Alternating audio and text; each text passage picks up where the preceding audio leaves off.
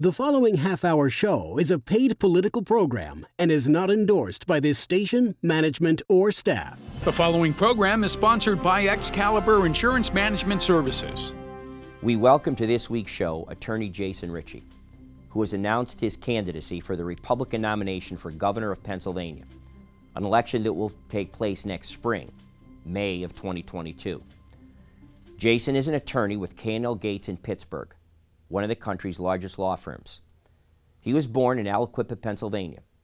He went on to become a football and wrestling standout at Hopewell High School in Beaver County, and then went on to continue his wrestling career at Allegheny College, where he was an academic All-American and made history as the first collegiate wrestler to notch 100 wins. After college, he took a job in an Aliquippa steel mill to be able to earn enough money so he can go on to law school. And he did go on to law school, to Ohio State University, where he earned his Juris Doctorate degree. Jason's been a litigator for 26 years. He's become an expert in energy, construction, and infrastructure, as well as doing bid protests, which entails finding corruption and waste in government procurement. We will discuss today his 12-point plan for running Pennsylvania and why he believes he is the one Republican candidate that can knock off the probable Democratic nominee, Josh Shapiro.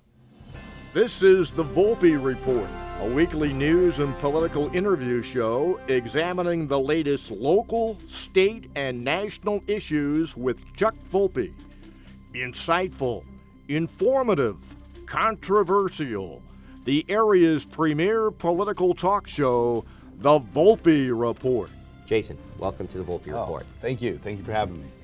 To people in this media market and around this neighborhood, you're going to appear a new face, which is why I'm happy you're able to be on our show. One of the functions of this show at the Volpe Report is to introduce people to statewide candidates, and we have we have a lot of important elections coming up, but two especially next year that will tell a lot about the direction and the future of Pennsylvania. We have a United States Senate race in the open seat for not former yet, but will be former Senator Pat Toomey, and of course, thankfully in my mind, I know our viewers have heard me say that, we're going to see an end to the reign of terror of Governor Tom Wolf, and of course we have a governor's race with a lot of candidates, and you are a Republican candidate for governor for the Republican nomination, and people have heard about your resume and your credentials. They're excellent, obviously. In your law practice, in a very big and powerful firm that you're in, you have had the opportunity really to learn things, even into issues of procurement and corruption. And so talk a little bit about your background there and your qualifications before we get into why you're running for governor. Yeah, so I work for K&L Gates, as you mentioned, one of the largest law firms in the world. And I've done construction, energy, and infrastructure law and disputes, as well as bid protests, which is when governments procure contracts, I go in and look for corruption and bias. So my practice, I've done it all over the world, 4 different continents, wow, at one of the top law firms, and I've been in battle. I'm a fighter. I'm one of the toughest litigators in the country, and I'm ready to bring that experience to the governor's office. Why do you want to go through the gauntlet that is public life, political office for high office, statewide office for governor? What made you decide one day to run for governor? Yeah, I've been married for 21 years. I have 3 boys, a senior, a junior, and a freshman in high school. And so I had a pretty good life. But in November, after we had a difficult election, we had a governor who took dictator powers. All 50 states have Emergency Powers Act. Only our governor ended up as a dictator. We had a governor who was arbitrarily allowing some businesses to go forward and some not. For instance, his own cabinet company was given an exemption to go forward. But Huff Enterprises in Johnstown, who's a direct competitor, applied twice and wasn't allowed to move forward. And we had a governor who was taking COVID-positive patients in the hospital, elderly, and moving them into nursing homes at the same time as health secretary was moving her mother out. Yeah. And for me, Chuck, it was too much. We need to have people that are good, that are there to represent the people and not to assume power as a dictator. And we also had an Attorney General in Josh Shapiro who did nothing to protect people's constitutional rights, to limit the dictator power, or to protect these elderly. And so we need good people in government, and I couldn't sit by any longer. Right. Well, you've raised a number of interesting points. Let's go back. I'm rewinding the clock, even in my own memory, on some of the critiques week after week after week on this show of what he did. But getting back to how you mentioned the double standard. Well, first of all, a United States federal judge, Judge Stickman in Pittsburgh, ruled that what he did was illegal and unconstitutional. He violated the Due Process and Equal Protection clauses of the 14th Amendment. He violated the First Amendment right of assembly. But some of the things that were bothersome to me, part of what you said is you did some corruption issues relative to procurement to make sure there wasn't corruption. How's this for an issue? First of all, he gives out all these waivers, and in a pell-mell way, just hodgepodge, who got them, who didn't, was kept secret. The criteria for getting them was kept secret. When I believe it was the Commonwealth Court finally ruled under Freedom of Information and the public's right to know laws that he had to disclose who got waivers and who didn't, his office spent the next 24 hours reversing themselves and taking back waivers that they had granted. Now, I don't know, I don't think you have to go to law school to figure out that, well, if they gave a waiver and maybe it was fishy or stunk or was corrupt and shouldn't have been given, and then you find out you have to tell people who you gave them to, well, all of a sudden you take those waivers back from the people that should have gotten them in the first place. He sanitized the list, which to me is criminal, what he did. But well, I agree, but I think really where the focus should be here is on Josh Shapiro. Right. The Attorney General's office is supposed to protect us from Yes. that very thing. But when you have someone like him, who his goal, and we know he's going to be the Democratic nominee on the other side, Right. when his goal his whole life is to become governor or president of the United States, and he has this career path that he wants to be on, he goes silent. We haven't heard from the man. And it allowed Wolf to do all of that corrupt activity you were talking about because he, as Attorney General, was not protecting us. Agreed. And that's exactly what we don't need in state government. And that's why I, as an outsider, a political outsider, want to come in and disrupt business as usual in Harrisburg. Great. Well, this is kind of, since you're a first-time guest at the Volpe Report, this is a political talk show. And I know you know this, and sometimes I have to tell my guests that don't realize it, that people just don't know you here yet. They will, hopefully, as you get money in your campaign and you raise it and you go on television, they'll get to know you. But even then, it's 30-second sound bites, and you can't tell your whole story. And you have a good story to tell in terms of, we had a conversation and you're getting endorsed by the great Hall of Fame football coach Mike Ditka. And which led to the question, well, geez, that's unusual, an endorsement for him, a national icon in football. I know he's from Western Pennsylvania, and so that was your connection because you're from Beaver County in Aliquippa, and he endorsed you. So tell us a little bit about that, and that led into a segue of, well, you play football and you wrestle. So tell a little bit about that part of who you are, because I think people identify with that. Yeah, so I grew up in Aliquippa in a blue-collar family. My dad's a mechanic. My mom was a public school teacher. And I grew up in a time when the steel mills were dying, right? People were being laid off by the thousands. Families were having trouble finding food. And so we come from a really tough place, not dissimilar to the Northeast here. I find myself at home here, with the area and the people. I feel like I could be in Beaver County.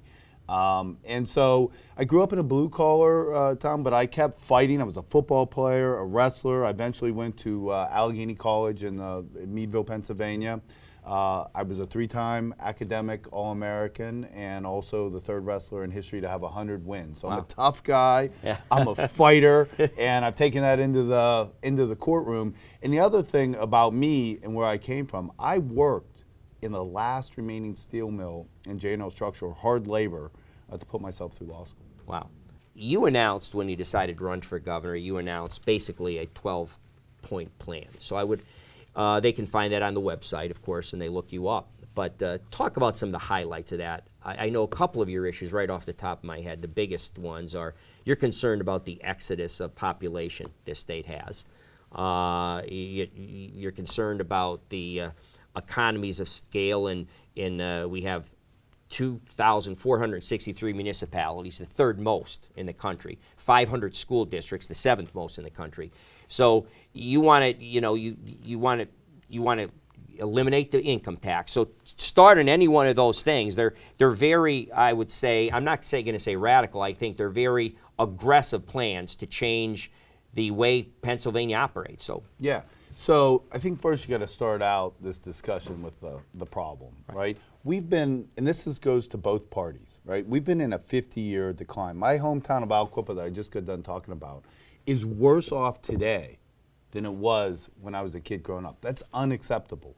And if you look at, Lackawanna County and the areas around here, they're losing population decade after decade after decade. Yet, we have more natural resources than most countries in the world, okay? We sit geographically right in the middle of the most successful spot on planet Earth, which is the Northeast United States. And we have hardworking blue-collar people. By every measure, we should be a success. We should be rocking. We should be a wealthy place with lots of jobs and attracting population. But we're not. And why aren't we, Chuck? Why isn't Pennsylvania succeeding? We have the largest and most expensive legislature in the entire country. We have a huge executive branch. We have commissions like the Turnpike Commission and the LCP that do not provide benefit, and they're a huge cost to the taxpayer. And then you mentioned the local governments and the school districts that we have. So we have too much government, and then to pay for that too much government, we have the second highest business income tax in the entire country. We have the second highest gasoline tax in the entire country. Top 15 in the highest property tax. And on top of that, we have sales tax, income tax, property transfer tax, death tax, and we can never forget the world's most expensive toll road. There is nothing attractive right now about Pennsylvania, and so my plan is to fix it. you want to eliminate income tax is one of the things you want to do, and you talked about all the taxes we pay here. So let's kind of get started with, well, you're going to eliminate the revenue that provides, and how do you replace it? Yeah, so the income tax is the tax that will change things. We've seen it in Texas. We've seen it in Tennessee. I just got done talking with Governor Lee at the Republican Governors Association meeting I was invited to a couple weeks ago. Once you get rid of the income tax, it's the worst tax, Chuck, because it penalizes people that are willing to get off their butt and go out and work. And so it provides no benefit to society whatsoever. And what we saw in Tennessee is when they went to zero, even before, they do it slowly over time. But as soon as it was implemented, people started coming to Nashville and Chattanooga. Small businesses started showing up. And so we have to do that. If we get to zero, we're going to be an attraction. Can you imagine the businesses that come in and the jobs that come in from New Jersey and New York, right? We will be a safe haven. Northeastern Pennsylvania will be a safe haven. And so I believe that is the key to success, and that it can be done if it's done slowly over time. Right. Okay. Well, yeah, no, so I was just, you asked about the revenue. Right. So the income tax and the business income tax bring up roughly about $18 billion with a B. And your question was, where's that money come from? And so Pennsylvanians unfortunately think if you get rid of one tax, you have to increase another. And that's not true. If I'm not taxing... Well, your point's well taken, because the most common things you hear is, well, if they eliminate the income tax, sales tax goes through the roof, penalizes the middle class. Those are the canards you hear. Yeah.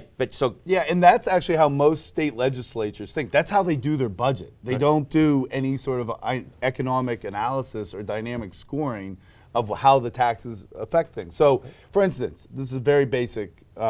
If I'm taxing at 3% personal income tax, right? And I don't do that anymore. Right. That money now, instead of going into the state, goes into your viewers' pockets, right? So they have more money. And what are they going to do? Most of them are going to spend it, right? And what we need to do is I want to keep the exemptions for healthy foods and clothes, but we need to tighten up all the loopholes. There's a lot of loopholes in our sales tax. And then when people aren't paying at 3% income tax, they will spend it, and we will collect most of that money at the 6% sales tax. So it's not like that money disappears, right? People are going to buy. But the second thing that'll happen is more people will come to the state. As more people come to the state, now suddenly my property transfer tax, my sales tax, all my other taxes are collecting more money. So we can, by tightening up the sales tax, we can replace that money without increasing other taxes. High tides raise all ships. You bet. And we have to grow this state. It's the most important thing. I see people all over. I've been to about 80% of the counties now. Their kids are finding, and this is the thing when I get back to my own kids, I mean, I'm doing this for a personal reason. I want my kids to stay here. Right. I want my grandkids to stay here. And what I see all over the place is my kids are going to Texas. They're going to Tennessee. They're going to these Florida, which all have 0% income tax, because that's where the places of opportunity are. Right. And then the grandkids move away, and you only see them once or twice a year. It's heartbreaking. And I believe, Chuck, happiness is being around family and friends that you love. And we've got to make Pennsylvania a place of opportunity. And that's really the genesis and the crux of my campaign. Right. Believe it or not, our show is already half over, Jason. We're going to go to a break. We're here today with a Republican candidate for governor of Pennsylvania, Jason Richey, a lawyer from Western Pennsylvania, from the Pittsburgh area, born and raised in Beaver County, Aliquippa, Pennsylvania, who has some strong ideas about what this state should do to get into the 21st century and reverse a long decline, things we keep talking about week after week on this show. So we'll be back after these messages with some more of his ideas on why he wants to become governor of Pennsylvania. Every week, Chuck Volpe shares his perspective on Pennsylvania issues in the news and on your mind. From new laws being introduced in Harrisburg and Washington to government spending and even local controversies, hear how they affect us in Northeast and Central Pennsylvania. Catch Volpe's views every Tuesday on the Fox 56 News, first at 10. Welcome back. We're here with Republican candidate for governor of Pennsylvania, Attorney Jason Richey. And Jason, we talked about a lot of good things in the first part of our show. We have so much time left, so an issue that's going to take a little time, and I want to get to it right out of the break. I know you've written an op-ed piece about it, and you're somewhat expert on it. If you can write an op-ed piece about it. One of the things this state faces, and I've made a big issue out of it in this show, is the attempt, to say we're going to go green in this Green New Deal, and without looking at the human cost. And the actual, not only human cost in terms of the 700,000 jobs tied to the industry, but the cheaper energy that it provides to people, and middle class people and even lower class people just above the poverty line to be able to afford heat in the wintertime. These are issues that are major ones, and our governor wants to just, again, by dictatorial executive order, put Pennsylvania into something called RGGI. Now, for our viewers, they remember I did one or two shows on RGGI in the spring with Eugene Barr, president of the Pennsylvania Chamber of Commerce and Industry. RGGI stands for the Regional Greenhouse Gas Initiative, and it's been coined RGGI. And I'm going to let you talk about it. Our viewers have some knowledge of it because we did, as I said, 2 shows on it. So go ahead. Yeah, so RGGI is something that just passed regulatory approval last week. It's something, as you said, I do not believe Governor Wolf has the power to put this tax on our power plants. And I believe that Josh Shapiro, as our Attorney General, can stop this, should stop it. And I challenge him on this program to stop it and protect lower income people and blue collar workers. Because what RGGI is going to do is it's going to put a tax on our power plants. Many of them are going to close. They're going to shut down. And when they shut down, we're going to lose thousands of blue-collar jobs. The electric cost and bills for low-income people and everyone else in this Commonwealth is going to go up. And the best part is that energy that we used to make here in Pennsylvania, because we're joining on to this regional initiative with Vermont and New York and New Jersey, that energy will be made in Ohio and West Virginia that aren't subject to that tax. And the pollution is going to come right in the air, and the wind's going to blow it right back to Pennsylvania. So it's the most nonsensical thing. It's as if Wolf and Shapiro are trying to intentionally hurt this Commonwealth. I see RGGI as a direct attack on the way of life of Western Pennsylvania and Northeastern Pennsylvania. The way it works, they have basically a cap and trade bartering type of auction system where we will be dependent on states like you mentioned and let them determine for us to buy back our own energy and spend even more money it's ridiculous to me that states that have no real stake in this, it's easy for those states to say, oh, well, we think everything should be green. They don't have any fossil fuels. They don't produce any of this energy. We're one of the states that have to produce it for the country.